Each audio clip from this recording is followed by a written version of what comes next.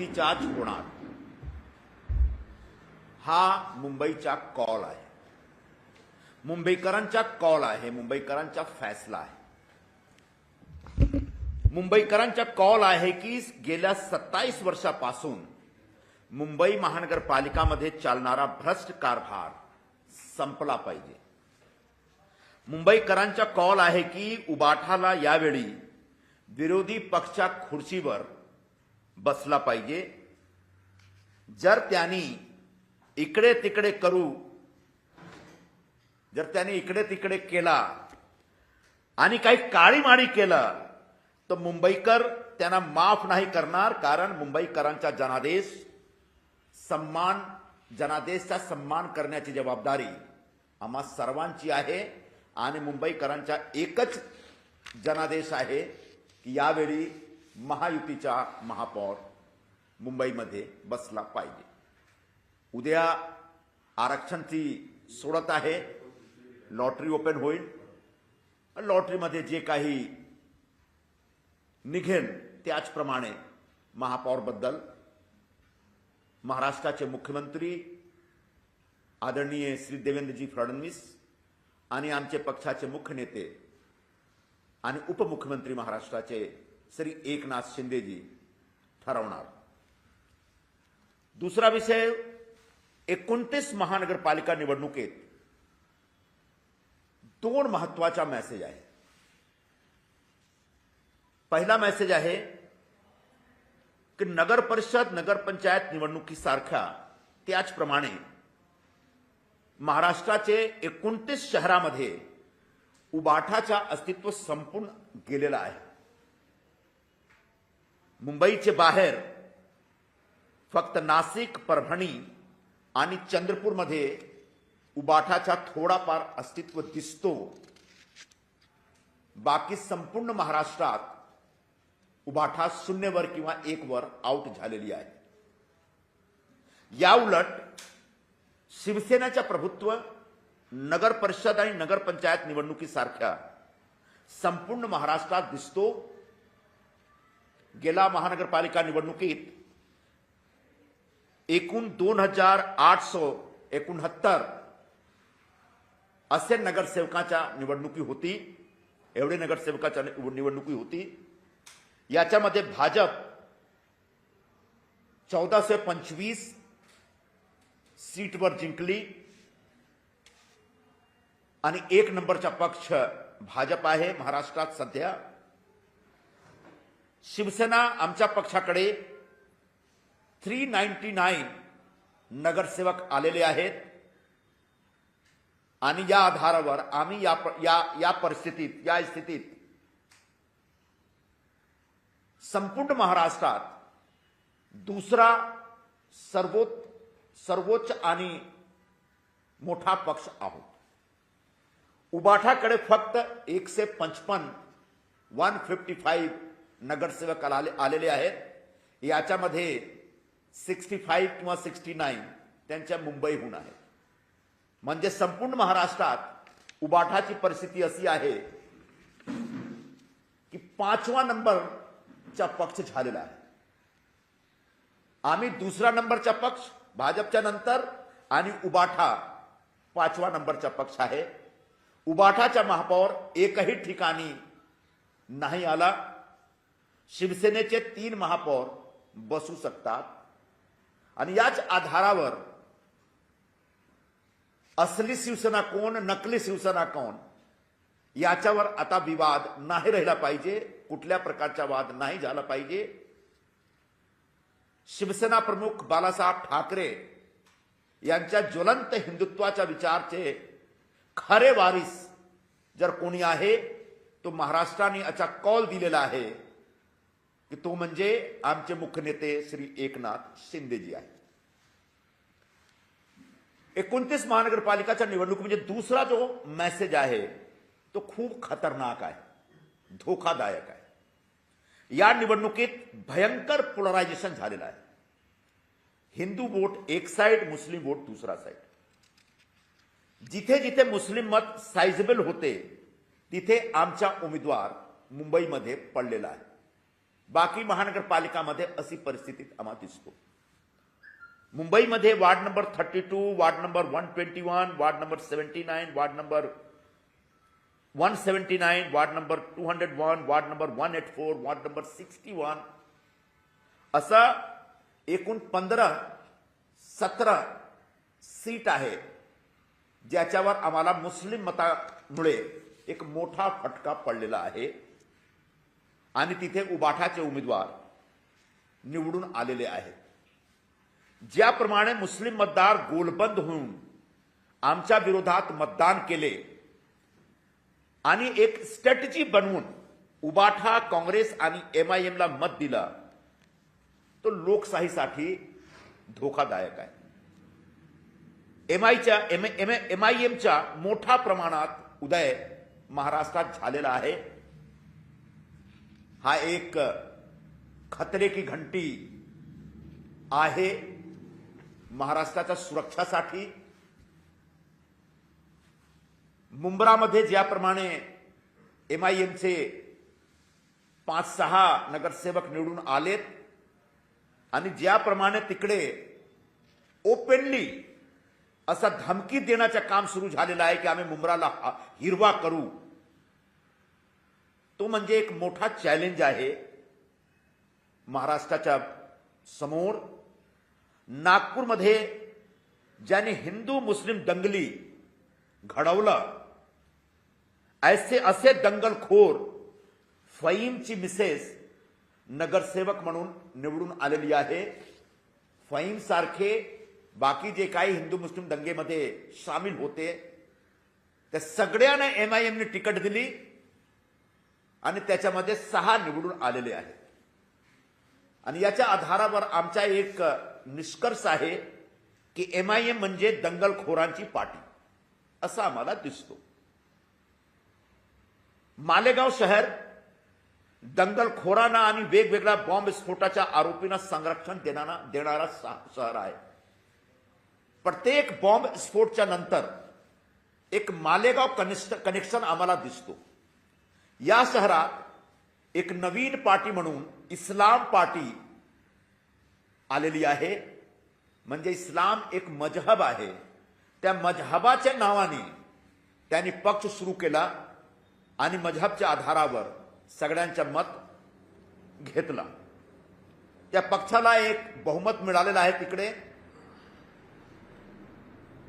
मालेगावमध्ये जे जिंकून आलेले आहेत ते कोण आहेत, त्यांच्या बॅकग्राऊंडचा तपास केला पाहिजे आणि त्यांच्या निवडून आणण्यासाठी ज्यांनी मतदान केलं असे कोण कोण लोक आहेत याच्या पण थोडेफार प्रोफाइलिंग झाली पाहिजे, जेणेकरून मालेगावमध्ये या निवडणुकीमध्ये काही इंटरनॅशनल कॉन्स्पिरसी होती का, इंटरनॅशनल लेवलवर जो टेरर ग्रुप ऑपरेट करतात त्यांच्या काहीतरी सहभाग आहे का. कारण नागपूरमध्ये जेव्हा दंगली झाली होती तेव्हा फहीमचा कनेक्शन बांगलादेश बरोबर दिसला होता. म्हणजे त्यांना दंगल घडविण्यासाठी बांगलादेश कडून काहीतरी मेसेज येत होता. असाच काही मालेगावमध्ये पण झाला का याची एक सखोल चौकशी झाली पाहिजे. काँग्रेसचे 24 नगरसेवक आलेले आहेत. गेल्या वेळी मी काँग्रेसचा अध्यक्ष होतो 2017 मध्ये. सगळे माझ्या विरोधात होते तरीही 31 नगरसेवक मी आणून दिला होता. पण 24 मध्ये 14 मुस्लिम नगरसेवक आहेत. बाकी 10 पण मुस्लिम मतांनी निवडून आलेले आहेत. आमचे आजूबाजूले कित्येक असं सीट आहेत ते नगरसेवक हिंदू कम्युनिटीचे आहेत पण त्यांना मुस्लिम लोकांनी भरभरून मत दिलेलं आहे. हा काँग्रेसचा एक दुर्दैव आहे. काँग्रेसचा आता एकच आधार तो म्हणजे मुस्लिम मतदार. काँग्रेसप्रमाणे उबाठाचे परभणीमध्ये जे काही नगरसेवक निवडून आलेले आहेत त्याच्यामध्ये 2/3 नगरसेवक मुस्लिम समाजाचे आहेत. तिकडे पण परभणीचे मुस्लिम लोकांनी एक असा जबरदस्त मतदान उबाठाच्या पाठीशी केलेली आहे. आता हा जो महानगरपालिकाच्या निवडणुकीचा मेसेज आहे तो हिंदू मतदारांना पण आता या मेसेज बघून सावध राहिला पाहिजे. ज्याप्रमाणे ठाकरे बंधूंनी भाषा आणि प्रांताच्या नावाने हिंदू मतामध्ये विभाजन करण्याचा प्रयत्न केला तो यशस्वी झालेला दिसतो. आता मुंबईचे सगळे हिंदू, मराठी भाषिक किंवा हिंदी भाषिक किंवा गुजराती भाषिक, सर्वांना समजला पाहिजे की मुंबईचे हिंदू मतांमध्ये विभाजन करण्यासाठी ठाकरे बंधूंनी मराठी कार्डचा डाव खेळला होता. मुंबई आणि महाराष्ट्र जो हिंदू समाजचे लोक आहेत त्यांना आता समजलं पाहिजे पुढच्या काळात असा विभाजन होता कामा नये. महाराष्ट्रात मालेगाव, मुंब्रा, संभाजीनगर, भिवंडी, मानखुर्द आणि परभणी शहर सारखे एक मुस्लिम डॉमिनेटेड टापू तयार झालेला आहे. हा जो मुस्लिम डॉमिनेटेड एरिया आहे त्या पुढच्या काळात संपूर्ण महाराष्ट्राची आणि देशाची सुरक्षासाठी एक धोका आहे. आणि यामुळे माझी अशी मागणी आहे की निवडून आलेले सर्व नगरसेवक आणि त्यांना निवडून आणणारे मतदार कोण आहेत याची शहानिशा झाली पाहिजे. याच्यावर मुंबई पोलीस आणि महाराष्ट्र पोलीसचा विशेष लक्ष राहिला पाहिजे. कारण निवडणुकी संपली पण निवडणुकीचे बियॉन्ड पलीकडे आम्हाला सगळ्यांना सुरक्षितपणे जगण्याचे आहे. मुंबईमध्ये सर्वसामान्य लोकांना सुरक्षा मिळाली पाहिजे. जो कायदा आणि व्यवस्था वर कुठल्या प्रकारचे धोका असे निवडून आलेले लोकांकडून नाही झाला पाहिजे याची खबरदारी महाराष्ट्र पोलीस, एटीएस आणि मुंबई पोलीसची आहे. एक अखेरचा विषय आहे, बिहार भवनवर खूप वाद विवाद होत आहे. बिहार सरकारने 300 कोटी खर्च करून महाराष्ट्रात नवी मुंबईमध्ये बिहार भवन बांधण्याचा एक निर्णय घेतलेला आहे. हा निर्णयाचा उद्देश आहे बिहारहून दररोज येणारे कॅन्सर पेशंट आणि त्यांचे नातेवाईकच्या राहण्याची सोयी सुविधा करणे. ज्यांना महाराष्ट्र आणि मुंबईचे मतदारांनी गेल्या निवडणुकीत पूर्णपणे नकार दिलेला आहे. हा निवडणुकीमध्ये ज्या लोकांना महानगरपालिका निवडणुकीमध्ये संपूर्ण महाराष्ट्र आणि मुंबईचे मतदारांनी पूर्णपणे नकार दिलेला आहे तो आता नाईलाजाने बिहार सरकारच्या या प्रस्तावाचा विरोध करतात. हा मूर्खपणा आहे. पैसा बिहार सरकारचा आहे, जमीन महाराष्ट्र शासनची आहे आणि तिकडे राहणारे लोकांचा उपचार टाटा अस्पतालमध्ये होईल. तुमचं घेणं देणं काय आहे? आमचा सवाल असा आहे. तुम्हाला विचारतो कोण? आता महाराष्ट्र पण विचारत नाही तुम्हाला. आणि जो विरोध करणारे जो लोक आहेत त्यांच्याकडून मी विचारू इच्छितो की तुम्ही आता कशाला विरोध करता? जे काही ठाकरे बंधू आहेत, ज्यांचे फॉलोअर्स आहेत, जे विरोध करतात, त्यांना मी सांगू इच्छितो की प्रबोधनकार ठाकरेंनी यानी ठाकरे बंधूचे आजोबा त्यांनी जी आत्मकथा लिहिलेली आहे त्या आत्मकथामध्ये त्यांनी असं सांगितलेलं आहे की संपूर्ण ठाकरे कुटुंब मगधहून आलेलं आहे. मगध म्हणजे आजच्या बिहार. याचप्रमाणे बिहार आणि महाराष्ट्राचा जो रिश्ता आहे फार जुना आहे. जे काही लोक बिहार आणि बिहारच्या लोकांचा विरोध करतात त्यांना माहित नाही आहे की मधु लिमे एक खासदार होते, एक जबरदस्त प्रखर बुद्धिवंत खासदार होते. ते 4 वेळा बिहारहून निवडून गेलेले होते लोकसभामध्ये. असाच जॉर्ज फर्नांडिस, दक्षिण मुंबईहून निवडून आलेले जॉर्ज फर्नांडिस दुसऱ्या निवडणुकीत बिहारमध्ये मुजफ्फरपूर मध्ये निवडणूक लढले आणि तिकडून निवडून आलेत लोकसभामध्ये. तो हा आमचा एक जुना रिश्ता आहे, माणुसकीचा पण नाता आहे आणि याचा विरोध करणारे लोकांचा मी निषेध करतो आणि बिहार सरकारला मी पाठिंबा देतो. लवकरात लवकर इकडे या आणि बिहार भवन बांधण्याचं काम सुरू करा. महाराष्ट्र शासनातर्फे तुम्हाला सर्व प्रकारचा संरक्षण भेटेल. मराठीमध्ये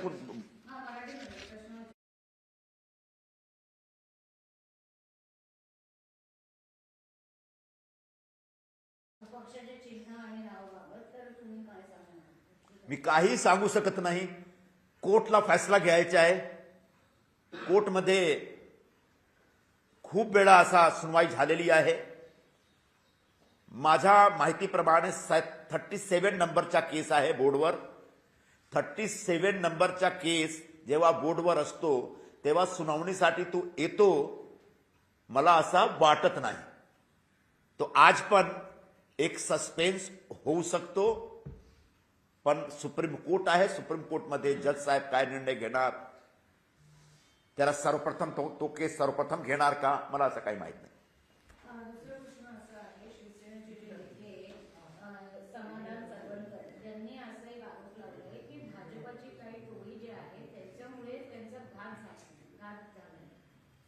माझ्याकडे अशी काही माहिती नाही आणि जर सरवणकर कडे अशी काहीतरी माहिती आहे तो पक्षामध्ये बसून पक्षाचे नेतृत्व आहे त्यांच्याकडे दिला पाहिजे. उघडपणे बोलण्याचा जो विषय टाळला पाहिजे. अब हिंदी में शुरू करता हूं. मुंबई का महापौर महायुति का ही होगा, इस बात में तिल मात्र भी शंका नहीं है. यह हमारा आपका फैसला नहीं, मुंबई का फैसला है. मुंबई करों का फैसला है. मुंबई करों ने, मुंबई के मतदाताओं ने यह फैसला दिया है कि 27 वर्षों से मुंबई महानगर पालिका में जो भ्रष्ट कारभार, भ्रष्टाचार का जो राज चल रहा था उसको उखाड़ कर फेंकना चाहिए, उसको खत्म करना चाहिए. मुंबई के मतदाताओं ने ऐसा फैसला दिया कि इस बार उबाठा को विरोधी पक्ष की कुर्सियों पर बैठना चाहिए. उनके हाथ में मुंबई महानगर पालिका की सत्ता नहीं होनी चाहिए. जिन्होंने मुंबई महानगर पालिका की तिजोरी वो 27 वर्षों तक लगातार लूटी है. और अगर इस फैसले में टांग अड़ाने की कोशिश की उबाठा वालों ने, जो पिछले 3-4 दिनों से दिख रहा है, भांडुप के जो भोंगे हैं वो रोज कुछ ना कुछ झूठ गढ़ रहे हैं, तो याद रखिएगा मुंबई के लोग आपको माफ नहीं करेंगे. मुंबई के जनादेश का अपमान करने का कोई भी प्रयत्न किया तो मुंबई के लोग आपको छोड़ेंगे नहीं. इसकी बड़ी सजा आने वाले दिनों में आपको मिल सकती है. जो 29 महानगर पालिकाओं के चुनाव हुए और जो उसके नतीजे आए, उन नतीजों में 2 महत्वपूर्ण मैसेज निकल के आते हैं. एक तो नगर परिषद और नगर पंचायत चुनाव के नतीजों की तरह 29 शहरों में भी जो चुनाव हुए और नतीजे आए उससे स्पष्ट हो गया कि अब उबाठा का अस्तित्व महाराष्ट्र में नगण्य हो गया है. मुंबई के बाहर उबाठा के पास अगर थोड़ा बहुत कहीं अस्तित्व दिखता है उबाठा का, तो नासिक का, परभणी और चंद्रपुर में दिखता है. बाकी शहरों में कहीं 0 पे कहीं 1 पे आउट हो चुके हैं. इसके उल्टा अगर शिवसेना के बारे में देखें तो नगर परिषद और नगर पंचायत चुनाव की तरह इन 29 महानगर पालिका चुनावों ने भी यह साबित किया है कि महाराष्ट्र में शिवसेना का एक जबरदस्त अस्तित्व है. आज अगर आंकड़ों के दृष्टिकोण से देखें तो पूरे महाराष्ट्र में 2869 नगर सेवकों के लिए चुनाव हुए थे, जिसमें 1425 सीटों पर भारतीय जनता पार्टी जीतकर 1 नंबर की पार्टी बनी और हमारी पार्टी यानी शिवसेना 399 सीटें जीत करके महाराष्ट्र के दूसरे नंबर की पार्टी बनी है, जबकि उबाठा जिसके पास महज 155 सीटें आई हैं, वह पूरे महाराष्ट्र में 5वें नंबर की पार्टी बन गई है। 155 में से अगर मुंबई के सीटें निकाल दें तो इनकी स्थिति बहुत ही शर्मनाक है पूरे महाराष्ट्र में, जहां तक 29 महानगर पालिकाओं के चुनाव के नतीजों का सवाल है। उबाठा का एक भी महापौर चुनकर आता हुआ नहीं दिख रहा है, जबकि शिवसेना के 3 महापौर बैठ सकते हैं, स्थापित हो सकते हैं। मतलब पूरे महाराष्ट्र ने एक बार फिर एकनाथ शिंदे जी के नेतृत्व में विश्वास दिखाया है और पूरे महाराष्ट्र ने एक बार फिर से यह संदेश दिया है कि शिवसेना प्रमुख बाला साहब ठाकरे के ज्वलंत हिंदुत्व के विचारों का अगर कोई सही वारिस है तो श्री एकनाथ शिंदे जी हैं। असली शिवसेना अगर कोई है तो हमारी शिवसेना है। उबाठा को नकली शिवसेना मान करके पूरे महाराष्ट्र ने नकार दिया है। दूसरा संदेश जो बहुत ही भयंकर और खतरनाक है, इस चुनाव में एक भयंकर पोलराइजेशन देखा गया मजहब के आधार पर। हिंदू वोट एक साइड, मुस्लिम वोट दूसरा साइड। जहां जहां मुस्लिम वोट साइजेबल थे, अच्छी संख्या में थे, वहां पर हमारे उम्मीदवार जीतते जीतते हार गए और कारण महज मुस्लिम वोट थे। कुछ वार्डों के नाम मुंबई में मैं बता सकता हूं। 32 number ward, 121 number ward, 79 number ward, 179 number ward, 61 number ward, 201 number ward, 184 number ward. ऐसे लगभग 15 से 17 सीटें ऐसी हैं जो मुस्लिम वोटों की वजह से हमको जबरदस्त फटका लगा और वहां पे उबाठा के उम्मीदवार जीते हैं। जिस तरीके से मुस्लिम मतदाताओं ने गोलबंद होकर हमारे खिलाफ वोट डाले और एक स्ट्रैटेजी बना करके जहां उबाठा जीत सकती थी वहां उबाठा को वोट दिया, जहां कांग्रेस जीत सकती थी वहां कांग्रेस को वोट दिया, जहां एमआईएम जीत सकती थी वहां एमआईएम को वोट दिया, यह पूरे लोकतंत्र के लिए खतरे की घंटी।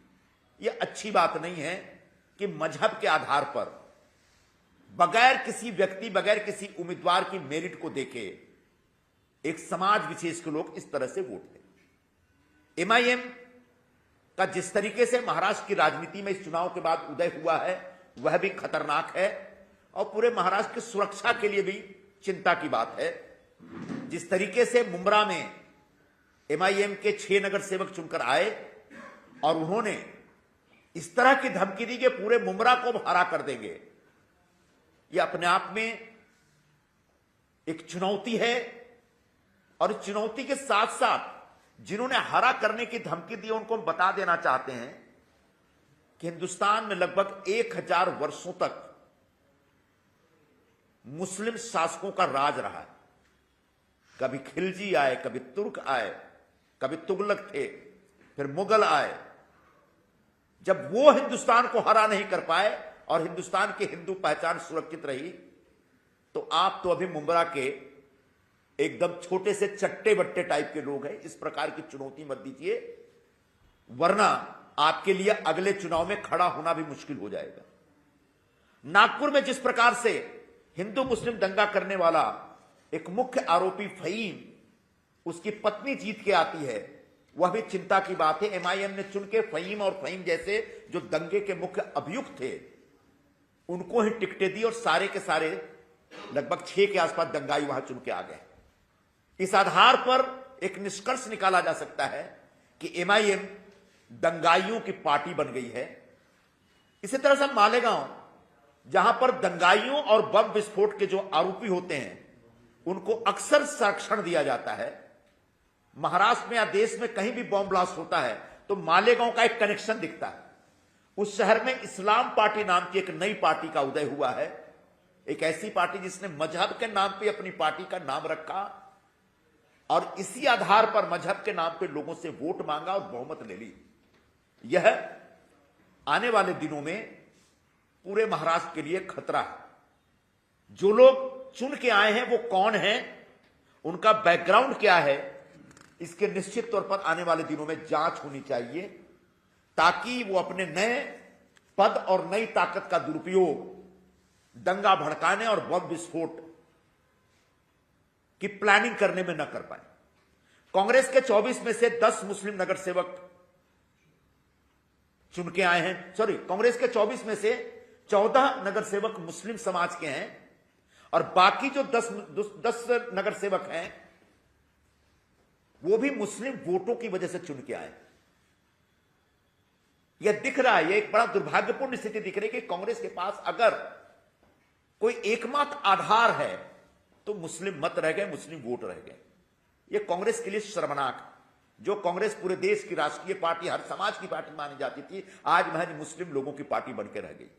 परभणी में भी उबाठा के पास जितने नगर सेवक है उसमें 2/3 नगर सेवक मुस्लिम समाज के हैं।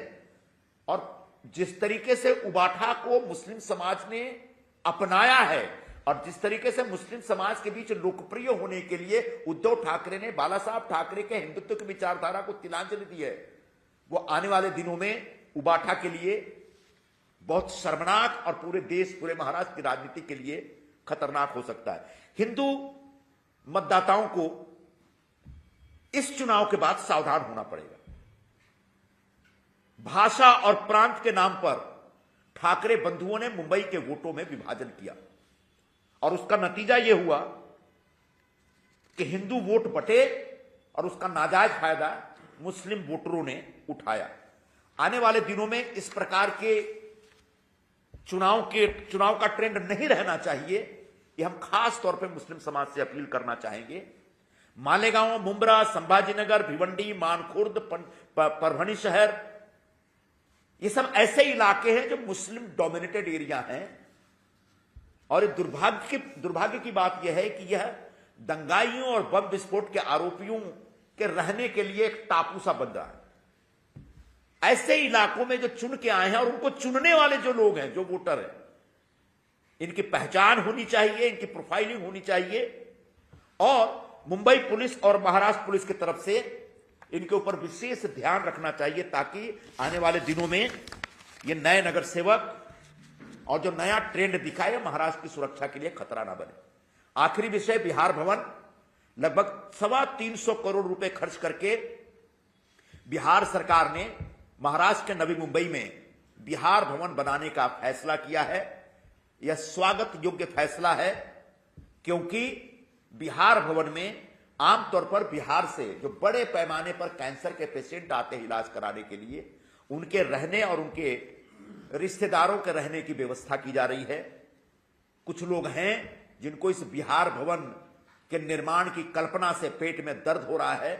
मैं उनको बता देना चाहता हूं कि आप जिस तरीके से इसका विरोध कर रहे हैं वह आपकी दोषपूर्ण नीति है और ऐसे ही दोषपूर्ण नीतियों की वजह से पूरे महाराष्ट्र ने अभी हाल के चुनाव में पूरे मुंबई ने आपको नकार दिया है। मुंबई हो, ठाणे हो, कल्याण हो, डोंबिवली हो, चाहे महाराष्ट्र का बाकी एरिया हो, इन क्षेत्रों में ऐसे मूर्खतापूर्ण बयानों की वजह से महाराष्ट्र के मराठी लोगों ने भी नकार दिया इनको।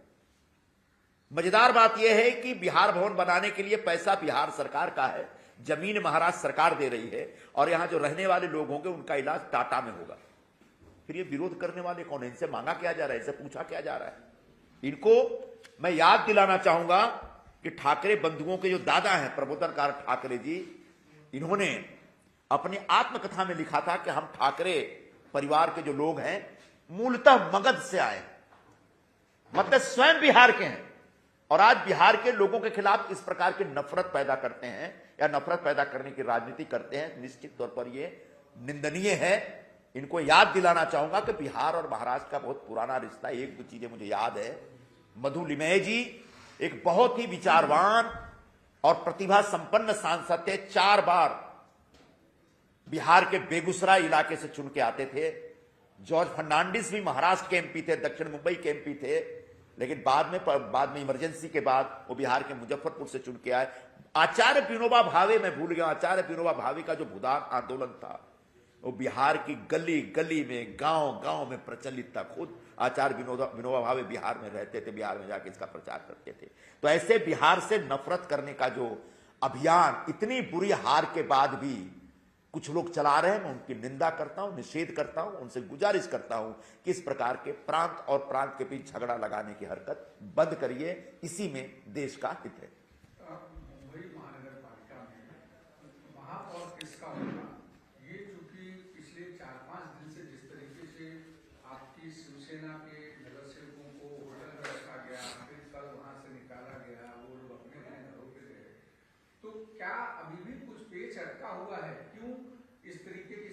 अपने ही अलायंस पार्टनर से अगर डर के इस तरीके के होटल में रखने का जो भ्रम है उस पर कितनी सच्चाई है? देखिए, सबसे पहले मुंबई का महापौर कौन होगा, इस विषय में शिवसेना की तरफ से अधिकृत तौर पर एक नहीं कई बार बयान आ चुका है।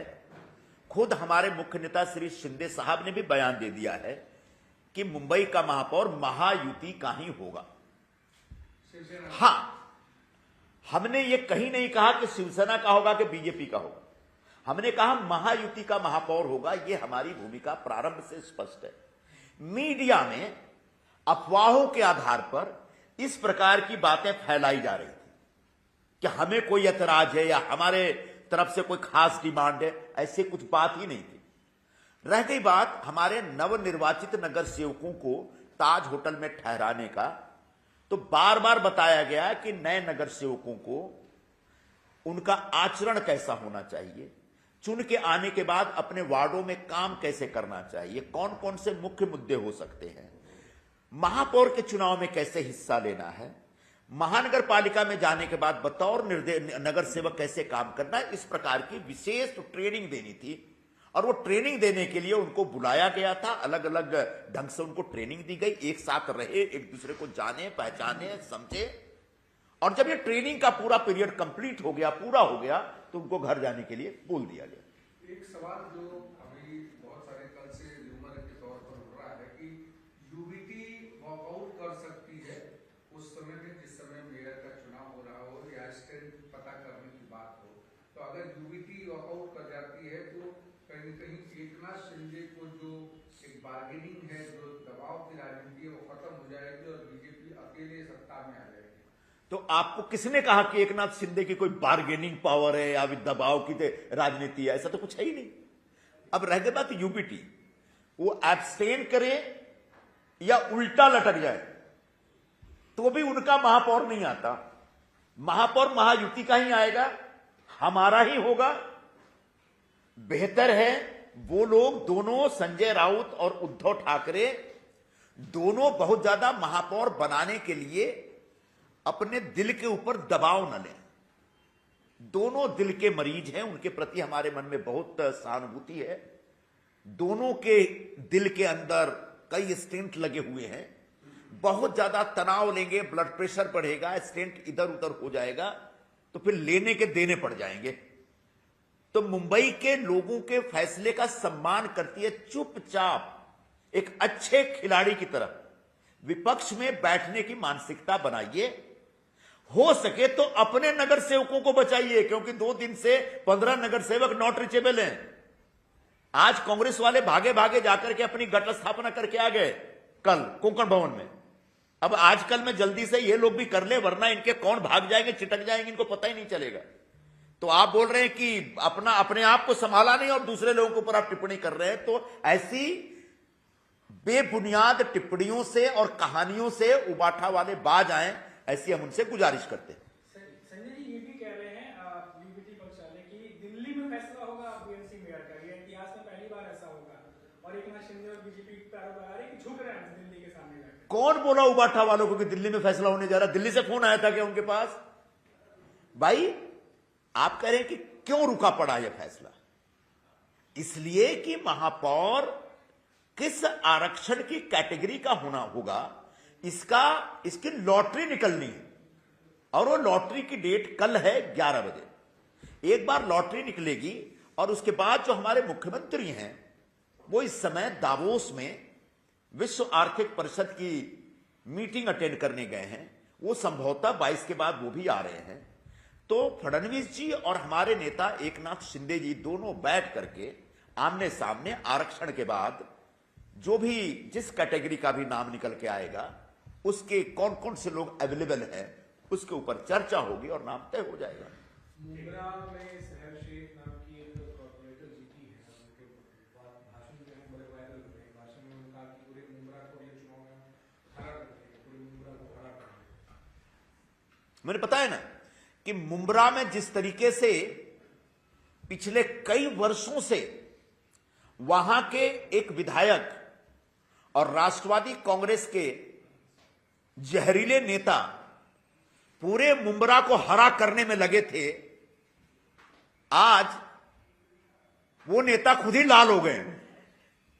अब जो चुन के आए हैं वो जिस प्रकार की धमकियां दे रहे हैं, उनको मैं बता देना चाहता हूं कि इस देश में पिछले कई सदियों से हरा करने का, हमारा पूरा धर्मांतरण करने का और इसे एक दारुल इस्लाम बनाने का लंबे समय से षड्यंत्र चलता रहा है, लेकिन यह षड्यंत्र कामयाब नहीं हुआ। 5000 साल पुरानी जो हिंदू संस्कृति है वो उतनी ही अटूट आज भी है जितनी पहले थी। मुगल आए चले गए, तुर्क आए चले गए, तुगलक आए चले गए, खिलजी आए चले गए।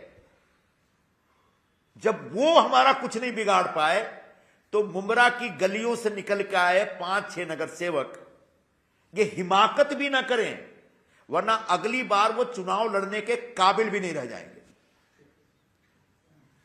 धन्यवाद।